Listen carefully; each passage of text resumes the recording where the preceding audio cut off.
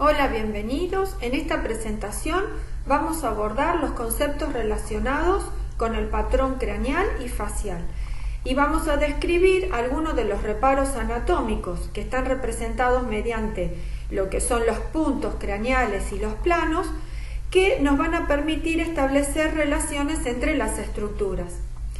La identificación de estos puntos en la clínica nosotros la realizamos sobre las teleradiografías, como vemos acá en la imagen, las teleradiografías de perfil, y a partir de allí obtenemos medidas que nos van a permitir lo que se llama el análisis cefalométrico de nuestro paciente. Si nosotros miramos estas radiografías que están presentes en la imagen, a simple vista podemos ver que el paciente de la izquierda tiene una forma en lo que es la mandíbula, por ejemplo, y el perfil, distinta al paciente de la derecha. Entonces, estas características que son individuales corresponden a biotipos que son los que vamos a ir desarrollando en esta presentación. Vamos a ver ahora los puntos craniométricos.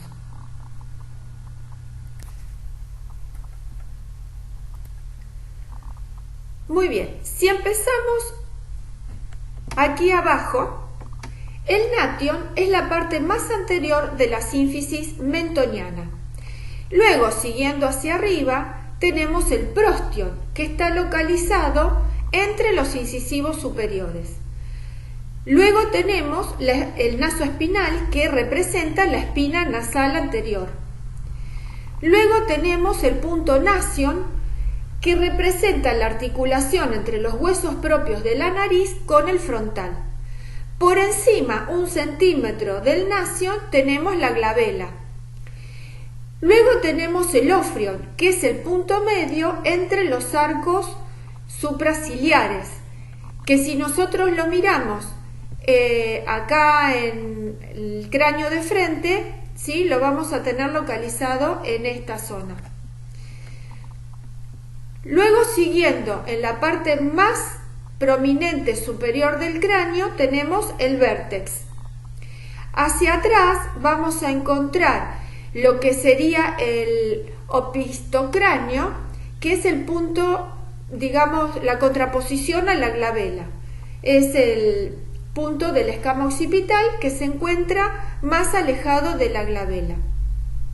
Luego tenemos el inion, que es un punto medio en la protuberancia occipital externa. Luego tenemos el asterion. El asterion está en la articulación del hueso occipital con el parietal y el temporal. Si seguimos para adelante tenemos el porio, que es la parte superior del conducto auditivo externo. Tenemos el punto terio, que también está representando una articulación entre el frontal, efenoides, parietal y temporal. Luego tenemos en la mandíbula, en la parte posterior, el gonion, que justo se encuentra en la parte más superficial del ángulo mandibular, ¿sí? Y regresamos en lo que es el plano sagital al nation. Ahora, acá en el plano frontal encontramos al sigión o zigomático, que es el punto más anterior del arco zigomático, y el dacrión, que es acá un punto interno que se encuentra en la articulación del hueso frontal, maxilar y lacrimal. Vamos a ver algunos de los puntos cefalométricos que podemos identificar sobre las teleradiografías de perfil de nuestro paciente y a partir de los cuales podemos obtener planos y medidas para poder relacionar la anomalía dentaria con el resto de las estructuras óseas. Entonces vamos a comenzar con el punto nation, que es el punto más anterior de la sutura frontonasal y representa el límite anterior de la base del cráneo. Luego tenemos el punto espina nasal anterior, que es el punto más anterior de la espina nasal del maxilar superior y nos permite establecer junto con el punto de la espina nasal posterior el plano de referencia palatino. Por debajo tenemos el punto A o subespinal, que se ubica en la zona más depresiva del contorno anterior del maxilar superior. Hacia la mandíbula encontramos el punto B o supramentoniano, que es un punto arbitrario que está localizado también en la parte más depresiva del contorno anterior de la mandíbula. Luego tenemos el pogonion, que es el punto más prominente del mentón óseo. El punto inferior mentoniano está situado en la curva inferior de la sínfisis, o lo que es lo mismo, la parte más inferior de la eminencia mentoniana. Hacia atrás del cuerpo mandibular tenemos el gonion, que es un punto de construcción que representa la bisectriz formada por el plano que pasa, o por la línea que pasa por el borde posterior de la rama con la del cuerpo de la mandíbula. Luego tenemos el punto DC, que es el punto condilar, que es un punto medio del cóndilo mandibular a nivel del plano nasion-basion. Es decir, lo localizamos siempre que tenemos trazado el plano nasion-basion, y el punto medio es el punto condilar. Luego tenemos el punto G, el punto centroide geométrico de la mandíbula, que está localizado en la parte media de la rama, ¿sí? Es el centro geométrico de la rama mandibular. Luego tenemos el punto suborbitario u orbitario, que es el más inferior del reborde orbitario. Tenemos el punto PT o pterigomaxilar, que es el punto más superior y posterior de la fosa pterigomaxilar, que es esta estructura que aparece radiolúcida en forma de gota o ovalada, y que está formada por la parte posterior del maxilar superior y el proceso pterigoideo del efenoides. Luego tenemos la silla turca, que representa, el punto S representa el centro de la silla turca del efenoides, donde está localizada la glándula hipófisis. Luego tenemos el porio, que es el punto más superior del agujero externo del conducto auditivo externo. Y luego tenemos el basion, que es el punto medio sobre el borde anterior del agujero occipital y representa el límite más posterior de la base de cráneo. Vamos a ver ahora algunos planos craneales que son de interés para los estudios cefalométricos. Los planos en realidad son abstracciones geométricas que estarían representando alguna estructura anatómica o a una unidad funcional. Están constituidos por líneas rectas que unen dos de los puntos cefalométricos que estuvimos viendo. Vamos a comenzar con el plano nasion-basion, que abarca la fosa craneal anterior y la fosa craneal media, y nos sirve para valorar la posición mandibular.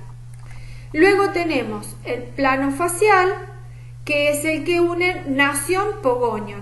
El plano facial hace referencia al perfil óseo y a la altura anterior de la cara. Luego tenemos el plano palatino, que está formado por la línea que pasa por la espina nasal anterior y la espina nasal posterior, y nos sirve para valorar la inclinación del paladar. También tenemos el plano oclusal funcional, que pasa por el entrecruzamiento de los molares superiores e inferiores y el entrecruzamiento incisivo, y nos permite obtener datos acerca de las sobremordidas y las mordidas abiertas, así también la inclinación de los incisivos. Tenemos el plano mandibular, que pasa por el punto antegonial y el punto mentoniano, que el antegonial es el punto más anterior de la escotadura sigmoidea, y este plano tiene una inclinación que nos va a dar indicios sobre el desarrollo de la rama y que permite obtener información sobre lo que sería el biotipo facial y la altura facial posterior.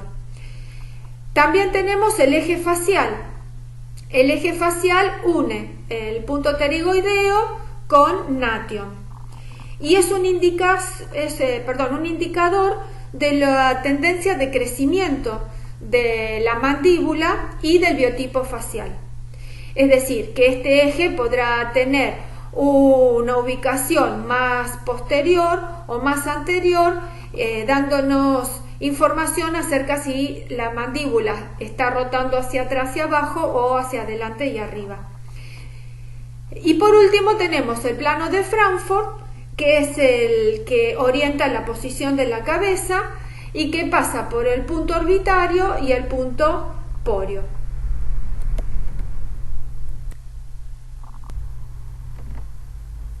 Vamos a ver ahora algunos índices, los que tienen que ver con el índice cefálico, el índice facial y el índice de Isar para determinar la forma de los arcos.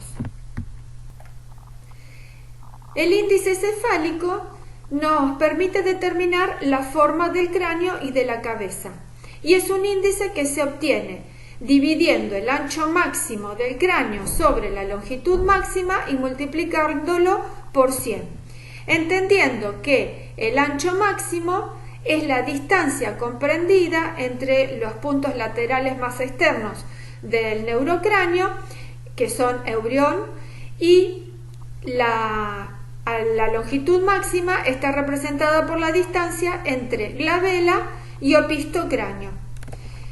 Entonces, de este cociente podemos clasificar la forma de las cabezas en dólicocefálicos, que son las cabezas alargadas, y su índice es del 76% o menor. Las braquicefálicas son las cabezas anchas y redondeadas, que las tenemos representadas en este esquema, que tienen un índice de 80% o más. Y las mesocéfalas son las cabezas intermedias, donde el índice se encuentra entre el 76 y el 80%. Es decir, que a medida que aumenta la longitud máxima, como en las cabezas dólicocefálicas, el índice va a ser de un porcentaje menor.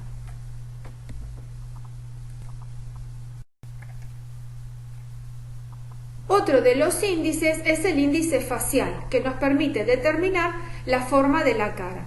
El índice facial se obtiene del cociente entre la altura facial, que está representada por esta línea verde, con el ancho visigomátrico, que está representado por esta línea naranja, multiplicado por 100.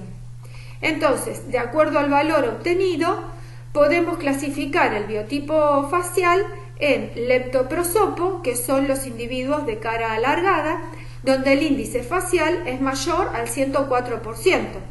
Esto es así porque si nosotros tenemos que en un individuo de cara larga lo que predomina es la altura facial por sobre el ancho visigomático, en este cociente el valor va a ser alto.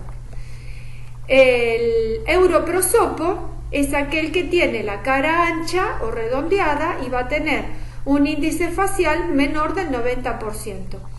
Y el mesoprosopo son las caras intermedias y su índice facial oscila entre el 97 y el 104%.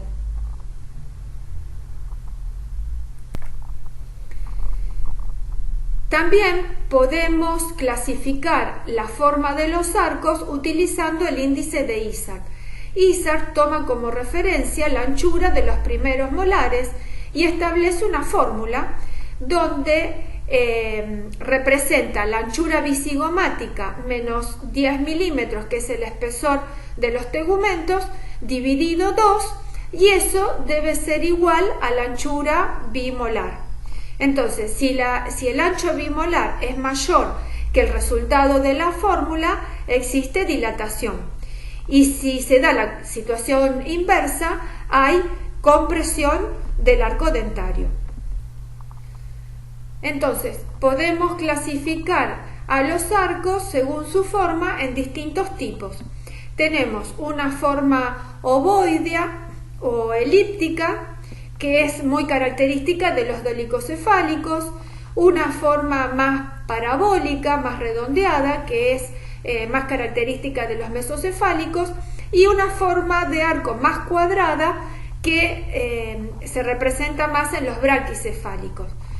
Y en general la anchura de la arcada en la mayoría es la mitad del arco bicigomático.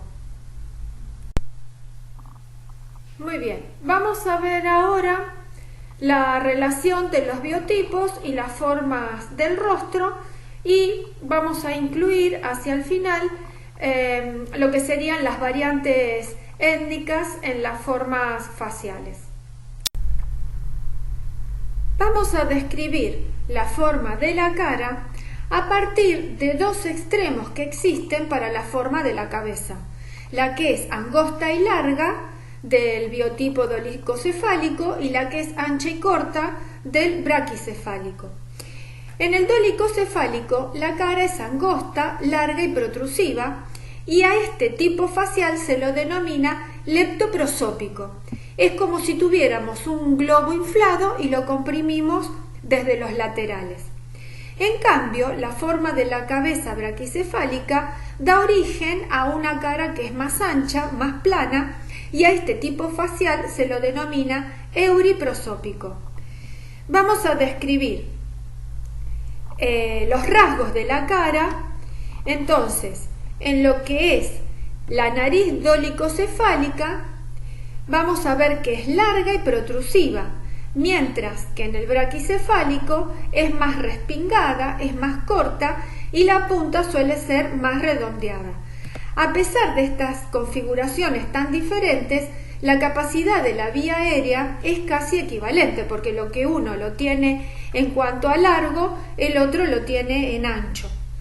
En el tipo leptoprosópico, el puente nasal lo vamos a encontrar más alto, la frente es más inclinada y sigue la inclinación del perfil de la nariz.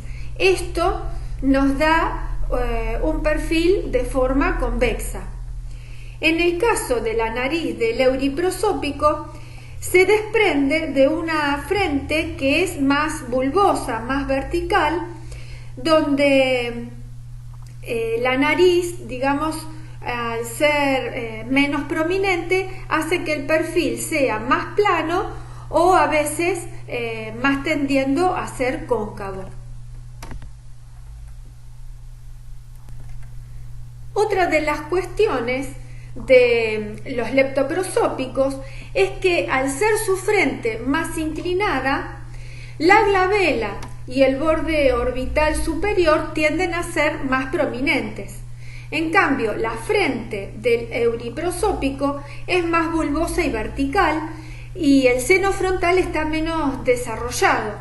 Entonces, no sobresale tanto la glabela como en el otro biotipo.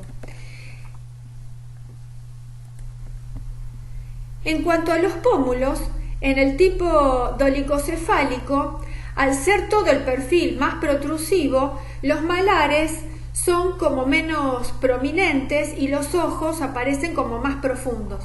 En cambio, en la cara euriprosópica, los malares son más prominentes porque, como la cara es más plana, aparecen más notorios, y a su vez los ojos son como más superficiales.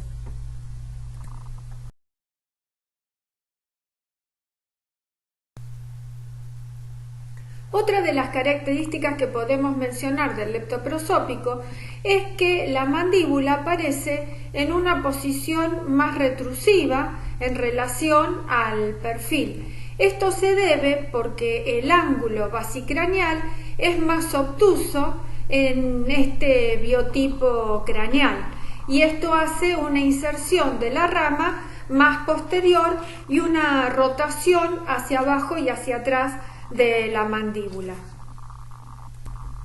En oposición, la cara braquicefálica se relaciona con una curvatura basicraneal que es más cerrada, entonces da como resultado un maxilar inferior más protrusivo, ¿sí?, con mayor tendencia a, como decíamos, un perfil cóncavo, con un mentón más prominente y una rotación mandibular hacia arriba y hacia adelante. Todas estas características que estuvimos describiendo para estos extremos de constitución, digamos, de biotipo entre el dólico-cefálico y el braquicefálico, van a estar representados predominando uno u otro de acuerdo a la etnia y van a determinar la forma de oclusión y la maloclusión más frecuente. Entonces dijimos que en el dólico-cefálico tiene una cara alargada, tiene una base craneal plana, es decir, que forma un ángulo obtuso y eso hace que la cara superior aparezca protrusiva y la mandíbula en una posición más retrusiva, lo que hace que el perfil sea convexo, que el complejo nasomaxilar está adelantado, que la nariz es también protrusiva con un puente nasal alto, la frente está más inclinada, tiene una glabela y un reborde orbital superior más prominente, los malares son, digamos, poco notorios, el paladar y los arcos dentarios son angostos y largos, tienen forma elíptica, tienen entonces, como decíamos, una mandíbula retrusiva y esto hace que la malposición más frecuente sea la tendencia a la clase 2. Las etnias que, digamos, responden a estos rasgos son la caucásica y la raza negra. La raza negra también presenta características particulares. Si bien tiene un biotipo dólico-cefálico, tiene algunas particularidades faciales, o sea, la cara puede ser larga y delgada, la base craneal respetar los parámetros de ser más obtusa, o sea, aplanada, pero tienen un cuerpo mandibular largo y una rama mandibular muy ancha que es, digamos, el rasgo característico de esta raza que hace que la mandíbula se coloque en una posición más protrusiva. El complejo nasomaxilar es menos protrusivo, la nariz es aplanada con un puente nasal bajo, también la frente es más vertical y bulbosa y los huesos malares son prominentes, es decir, que presenta como una combinación entre lo que serían los rasgos de un leptoprosópico con un euriprosópico. Y esto hace que haya una, digamos, tendencia a compensar la clase 2 o a la protrusión bimaxilar, ¿sí? Estamos hablando de los tipos de tendencia en lo que se podrían expresar como maloclusiones.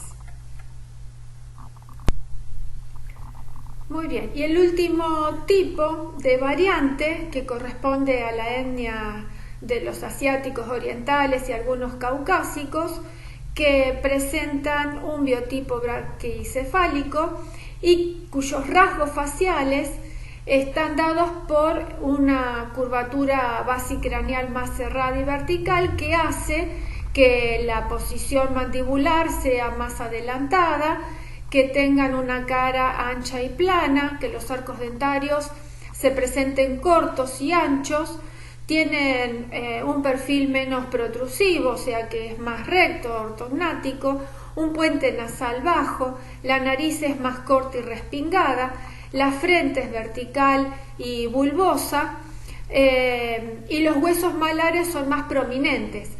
Esta rotación anterior de la mandíbula por la configuración de la base craneal hace que se exprese una tendencia en maloclusiones a las clases de tipo 3.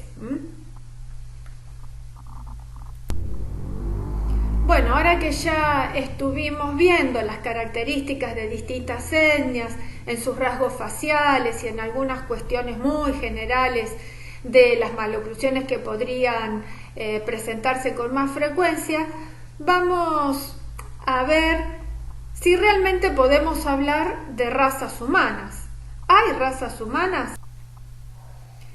Y para ello me gustaría que vieran esta breve conferencia que está a cargo de un antropólogo, donde nos presenta un estudio, los resultados, ¿no es cierto?, de un estudio sobre las razas desde el punto de vista antropológico, teniendo en cuenta que está hecho dentro de lo que es las etnias de nuestro país. Así que bueno, les dejo el link y espero que les resulte interesante. Bueno, y por último les quiero presentar este tema que es la hominización, que hace referencia a la evolución histórica de la especie humana.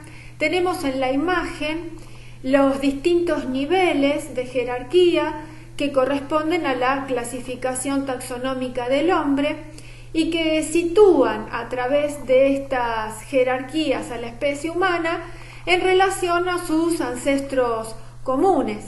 Entonces, para que ustedes puedan profundizar sobre estos conceptos de lo que es la evolución de la especie humana y las características de cada una de las etapas de su evolución, les dejo este link donde van a encontrar una lectura muy accesible que hace consideraciones sobre los antepasados de la especie humana y algunas teorías que explican el origen del hombre en lo que es nuestro país. Así que suerte y nos estamos viendo.